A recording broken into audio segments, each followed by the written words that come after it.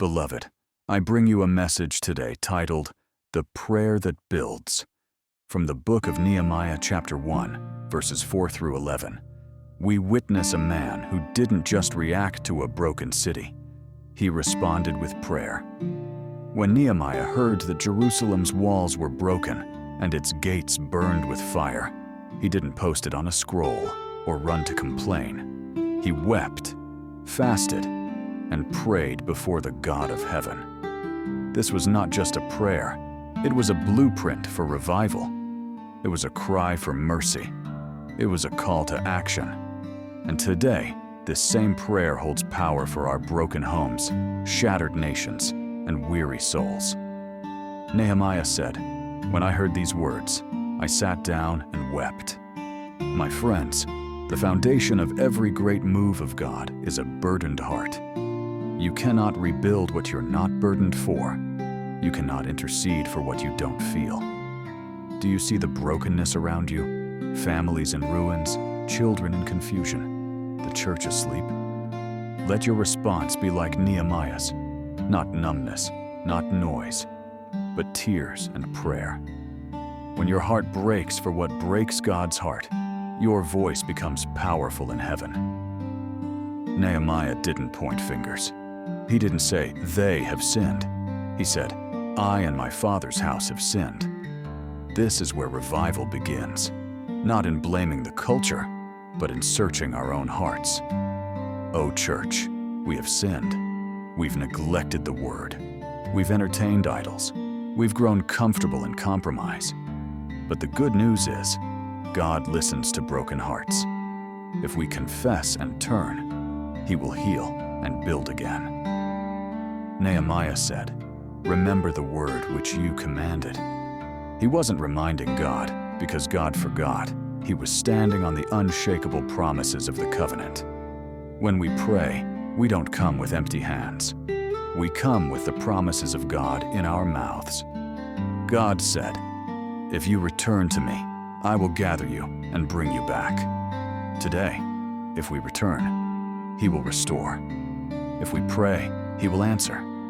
If we humble ourselves, He will lift us again. Finally, Nehemiah prays, "Give your servant success today, and grant him favor in the presence of this man." He wasn't just praying for comfort, he was preparing for action. Prayer is not where the work ends, it's where the work starts. Prayer brings favor. Favor opens doors. Favor sets the stage for supernatural rebuilding. Some of you are waiting for kings to approve you. But first, go to the King of Kings. When God grants you favor, no man can stop your assignment. Nehemiah was just a cupbearer, no title, no temple training. But he had a burden, a prayer, and a vision. And through one man's prayer, God rebuilt a city. What if God is waiting on you? Will you be the Nehemiah of your family? The Nehemiah of your school, the Nehemiah of your nation? Fall on your knees, lift up your voice, and let your prayer become the foundation for what God wants to rebuild. Let your tears become bricks. Let your fasting become fire. Let your intercession become instruction. In Jesus' name, our powerful and spiritual prayer today is based on Nehemiah 1:4-11, where Nehemiah intercedes for forgiveness and asks for God's favor to rebuild Jerusalem. Today, we will cry to God for mercy, restoration, and the grace to rebuild broken areas of our life, family, community, or purpose. A prayer for forgiveness, restoration, and rebuilding. Heavenly Father, the God of heaven, the great and awesome God, who keeps covenant and mercy with those who love you and keep your commandments. Today, we lift up our voices as Nehemiah did. We weep, we mourn, we fast, and we pray before you. Lord, our walls are broken, our gates are burned, our cities lie in ruins, and our hearts are heavy. Like Nehemiah, we come to you, not with pride, but with repentance. We confess the sins of our nation. We confess the sins of our families. We confess our own sins, O Lord. We too have not kept your word. We've drifted from your truth. We've turned our backs on your voice. And now, like Jerusalem in Nehemiah's day, so many lives today are in ruins. Families falling apart, faith weakened, identity lost, vision broken. But God, you are merciful. You are faithful to your promises. You said if we return to you and obey your commands, you will gather us again and restore what was scattered. So today, we stand in the spirit of Nehemiah, and we pray, Lord, forgive us. Forgive our silence when we should have spoken. Forgive our passivity when we should have built. Forgive our fear when we should have trusted. And Lord, grant us favor.